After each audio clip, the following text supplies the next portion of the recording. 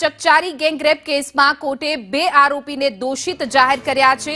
4.5 મહિના પહેલા નવરાત્રી સમયે કોસંબા પોલીસ સ્ટેશન વિસ્તારમાં સગીરા પર થયેલા ગેંગરેપ કેસમાં કોર્ટે ઝડપી ટ્રાયલ ચલાવીને માત્ર 130 દિવસમાં ચુકાદો આપ્યો છે।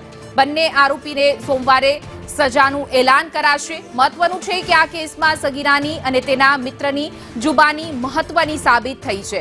આ ઉપરાંત પોલીસે સાયન્ટિફિક પુરાવા પર પણ રજૂ કર્યા હતા, જે પણ કોર્ટે માન્ય રાખ્યા છે। આ ઉપરાંત આરોપીએ ઘટના બાદ પોતાના શેઠને કોલનું રેકોર્ડિંગ પણ મહત્વનું રહ્યું છે, જેને લઈ કોર્ટે હવે ઝડપી ચુકાદો આપી દીધો છે। 2 આરોપીને દોષિત જાહેર કર્યા છે।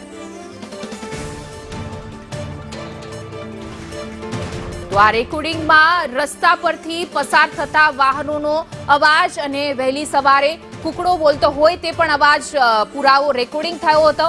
આરોપીઓએ બચવા માટે તેના શેઠને કરેલો ફોન જ આરોપી વિરુદ્ધમાં સૌથી મોટો પુરાવો સાબિત થયો છે। આ કોલમાં આરોપી રાજુ અને એના માલિક વચ્ચે વાતચીત થઈ હતી। આ ગેંગરેપની ઘટના મોટા બોરસરા ગામની સીમમાં ખેતરમાં અવાવરૂ જગ્યાએ થઈ હતી। નવરાત્રીનો સમય હતો, જ્યાં યુવતી છે તેના પ્રેમી સાથે, તેના મિત્ર સાથે ગઈ હતી અને ત્યારબાદ તેની સાથે સામૂહિક દુષ્કર્મ કરવામાં આવ્યું હતું, પરંતુ હવે કોર્ટે ઝડપી ચુકાદો આપી 2 આરોપીને દોષિત જાહેર કર્યા છે।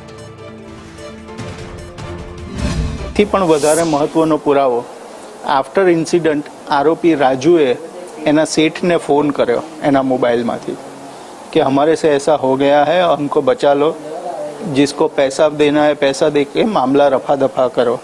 ये प्रकारनी बातचीत एना सेठना मोबाइलમાં ઓટો રેકોર્ડિંગ મોડ પર એનો મોબાઈલ હતો, એમાં વાત રેકોર્ડ થઈ।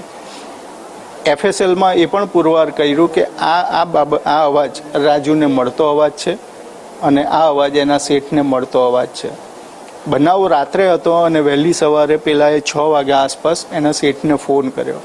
એ ફોનની વાતચીત દરમિયાન સવારે કુકડો બોલ્યો તો કુકડાનો અવાજ પણ પેલાના ફોનમાં રેકોર્ડ થયો। તો એ પણ એક સંજોગ કોર્ટને બતાવ્યો કે આ પાછળથી ઊભો કરેલો પુરાવો નથી, પણ કુકડો પણ બોલે છે, એટલે સવારમાં આયરો